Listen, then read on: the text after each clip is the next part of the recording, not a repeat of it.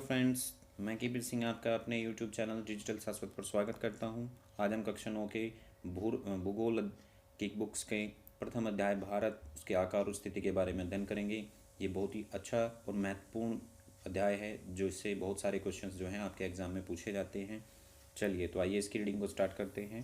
देखिए, भारत विश्व की प्राचीनतम संस्कृतियों में से एक है। पिछले 5 दशकों में भारत ने सामाजिक आर्थिक रूप से बहुमुखी उन्नति की है। अब बहुमुखी उन्नति की है तो बहुत सारे सेक्टर्स होंगे जिनमें उन्नति की होगी, तो जिनके बारे में लिखा हुआ है। देखिए, कृषि, उद्योग, तकनीक और सर्वांगीण आर्थिक विकास में इसने अद्भुत प्रगति की है। भारत का विश्व इतिहास में भी महत्वपूर्ण योगदान है, यानी कि जो दुनिया का इतिहास आता है उसमें भी भारत का बेहद ही महत्वपूर्ण स्थान रहा है। आइए तो चलिए हम भारत की स्थिति के बारे में पता करते हैं कि भारत की स्थिति पूरे विश्व के स्तर आधार पर कहाँ पर स्थित है। ठीक है, तो देखिए, आप सबसे पहले जो है इसमें आप एक ग्लोब देख रहे होंगे, तो भारत जो है ग्लोब के आधार पर आपको ये येलो कलर का यहाँ पर दिखाई दे रहा होगा। ये भारत का स्थिति है, लेकिन किस आधार पर है? तो देखिए, भारत एक विशाल देश है, यानी कि बड़ा देश है, और ये उत्तरी गोलार्ध में स्थित है। तो देखिए, जो ये आपको दिख रहा है ये वाला, ये जो लाइन है ये अक्षांश की रेखा होती है, जो इस तरह आपको 0 डिग्री लिखा, यानी इससे ऊपर का जो होता है ये वाला हिस्सा, ये उत्तरी गोलार्ध होता है, और ये नीचे का दक्षिणी गोलार्ध। यानी अगर हम दुनिया को एक गेंद के रूप में डिवाइड करें तो ऊपर का हिस्सा क्या हुआ? उत्तरी गोलार्ध, और नीचे का दक्षिणी गोलार्ध। तो भारत की स्थिति कहाँ होगी? यहाँ पे ऊपर है, इस लाइन से ऊपर है, तो ये उत्तरी गोलार्ध में हो गया। ठीक है, और इसका मुख्य भूभाग जो है, यानी कि इसका मुख्य भाग 8 डिग्री 4 मिनट उत्तर। देखिए, उत्तर यानी कि यहाँ से इसके ऊपर की रेखा है, तो उत्तर से लेके उत्तर में ही है। ठीक है, इसका मुख्य भाग 8 डिग्री 4 मिनट उत्तर से 37 डिग्री 6 मिनट उत्तर अक्षांश। तो अक्षांश कितना हुआ इसका? 8 डिग्री 4 मिनट उत्तर से 37 डिग्री 6 मिनट उत्तर अक्षांश, तथा 68 डिग्री 7 मिनट पूर्व से 97 डिग्री 25 मिनट पूर्व देशांतर तक है। अब देशांतर आप कहेंगे कि देशांतर क्या है? तो देशांतर देखिए, ये जो ऊपर वाले पॉइंट हैं, ये वाले ये लिखे हुए यहाँ पे, ठीक है, ये वाली लाइन जो गई हुई है ये देशांतर की रेखा होती है, जो ऐसे आती है दोनों साइड को। ठीक है, तो ये देशांतर की रेखा है, और इसमें हमें ध्यान रखना है कि जो भारत की देशांतर ये रेखा है वो यहाँ से स्टार्ट होती है, ये वाली जो ये आई हुई है 60 के बाद की, ये ऐसे इससे शुरू होती है, और ये आपकी 97 डिग्री के बीच बीच में, यानी कि इनके बीच में इसका फैलाव है देशांतरीय हिसाब से। तो ये 68 डिग्री से शुरू होती है पूर्व। भाई देखो, अगर हम इसको ऐसे डिवाइड करते हैं, यहाँ से ये वाला हो गया पश्चिम, और ये हो गया पूर्व का हिस्सा, यानी कि आधा हिस्सा पूरा का पूरा। ठीक है, तो पश्चिम और पूर्व तो किधर हो गया हमारा? ये हो गया हमारा पूर्व दिशा में भारत का हिस्सा। ठीक है, तो अब हमें इसमें क्या करना है, क्या ध्यान रखना है कि भारत का अक्षांश विस्तार कितना है, तो पूछा जाता है। तो क्वेश्चन में क्या लिखेंगे? 8 डिग्री 4 मिनट उत्तर से 37 डिग्री 6 मिनट उत्तर अक्षांश। और अगर देशांतरीय विस्तार पूछा जाता है तो उसमें क्या बताएंगे?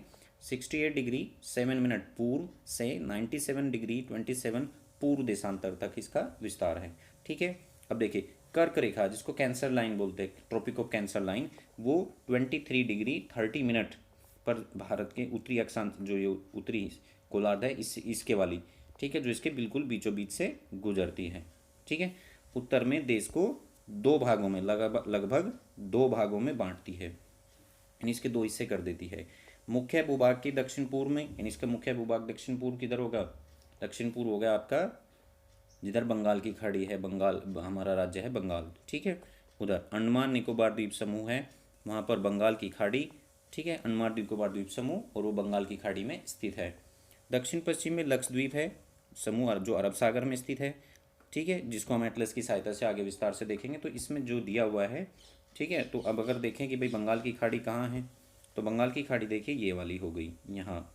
ठीक है, ये वाली, और अरब सागर हो गया ये वाला। तो ये हिस्सा हो गया यहाँ का दक्षिण पूर्व, ये वाला। ठीक, और ये हिस्सा हो गया आपका पश्चिम का, दक्षिण पश्चिम का। तो यहाँ अरब सागर और बंगाल की खाड़ी है।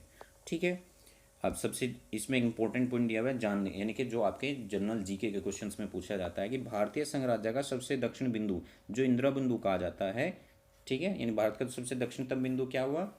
दक्षिणतम बिंदु हुआ इंदिरा बिंदु, जो सबसे आखिर में, यानी कि दक्षिण भारत में श्रीलंका के आसपास जाकर के, यानी कि जो अंडमान निकोबार द्वीप समूह है वहाँ पर जाकर के हमारा ये सबसे दक्षिण बिंदु है। ठीक है, जो 6 डिग्री 25 मिनट पे होता है। ठीक है, वहाँ पर ये होता है। लेकिन जब ये सन 2004 में जब सुनामी आई थी तो ये उसमें डूब गया था, यानी कि समुद्र के अंदर समा गया था। ठीक है, तो हम भारत का आकार देखते हैं कि भारत का आकार कितना है। देखें, भारत के भूभाग का कुल क्षेत्रफल लगभग 32.8 लाख वर्ग किलोमीटर है। कुछ की बुक्स में क्या होता है 3.28 मिलियन होता है, तो उसमें कोई डाउट नहीं करना है, क्योंकि वो 1 मिलियन 10 लाख के बराबर होते हैं, तो वही आपका 32.8 लाख वर्ग किलोमीटर हो जाएगा। ठीक है। भारत का क्षेत्रफल कुल क्षेत्रफल का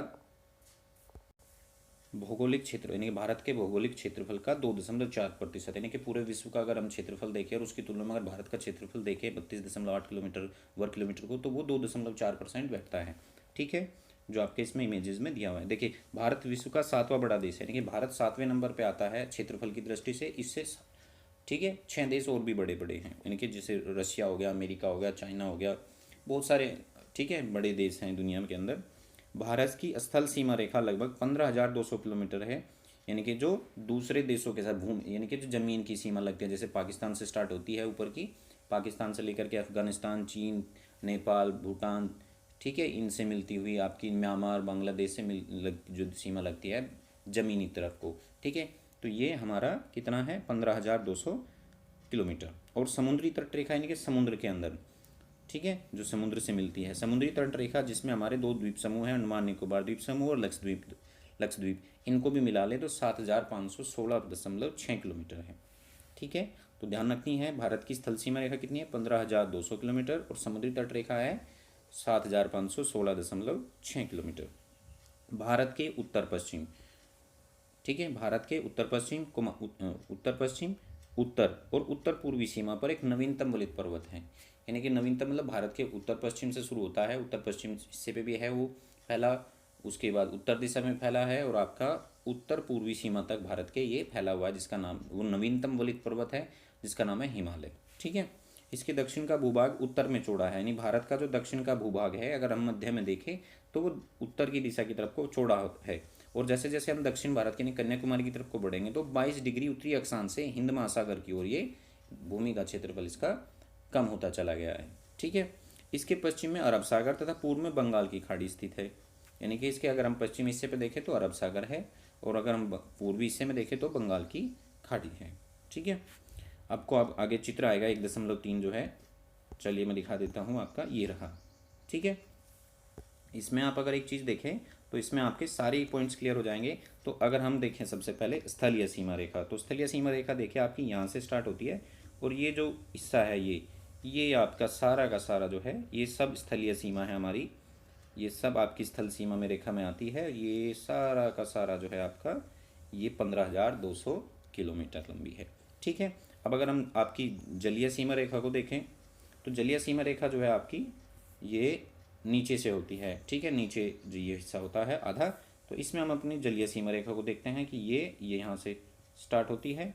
ठीक है, ये आपकी ये सब जलीय सीमा रेखा है हमारी, ये सब जलीय सीमा रेखा के अंतर्गत आता है। ठीक है, इसमें आपका ये अंडमान निकोबार द्वीप समूह है जो दक्षिण पूर्वी हिस्से में है।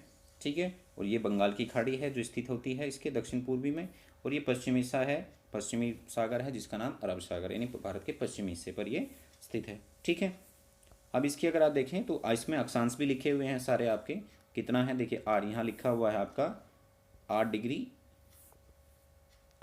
4 मिनट यहाँ पर। ठीक है, और इसके बाद जो है और आप ये ऊपर जाता है जो आपका उत्तरी हिस्सा है, यहाँ पर ये 37 डिग्री का है, ये रहा। ठीक है, आगे बात सुनना सभी के। और ऐसे ही देशांतर का दिया हुआ है जिसमें 68 डिग्री से लेकर के यहाँ ये 68 से स्टार्ट होता है और 97 तक यहाँ का ये फैलाव है। अगर आप इसमें देखें तो 68 डिग्री 7 मिनट देशांतर पूर्व देशांतर से 97 डिग्री 25 मिनट पूर्व तक का जो क्षेत्रफल है ये, इसकी लंबाई कितनी है, इसकी लंबाई है 2,933 किलोमीटर।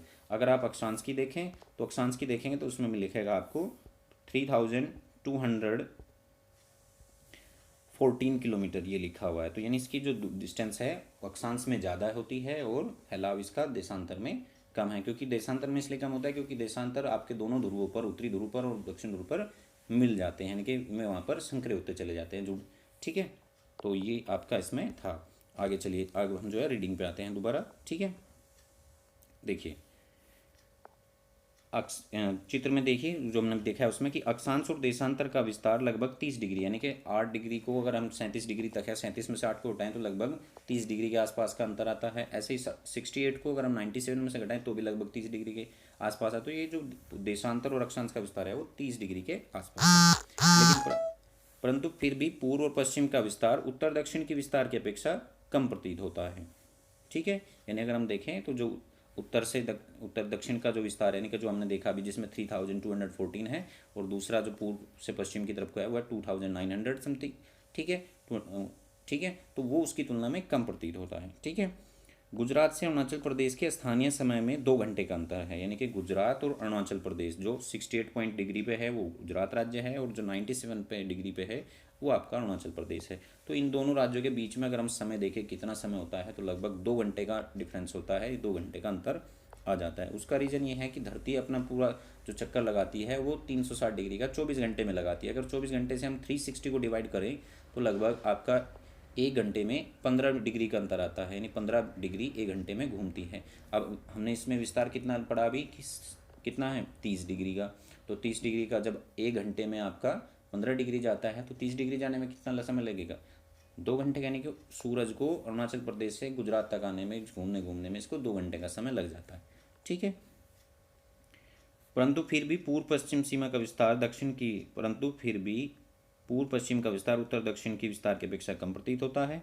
ठीक है, गुजरात से अरुणाचल प्रदेश के स्थानीय समय में 2 घंटे का अंतर है, अतः 82 डिग्री 30 मिनट पूर्व देशांतर, ये ध्यान रखना है, बहुत इंपॉर्टेंट है, ये हमारा मानक समय आता है, इसको याद रखना है।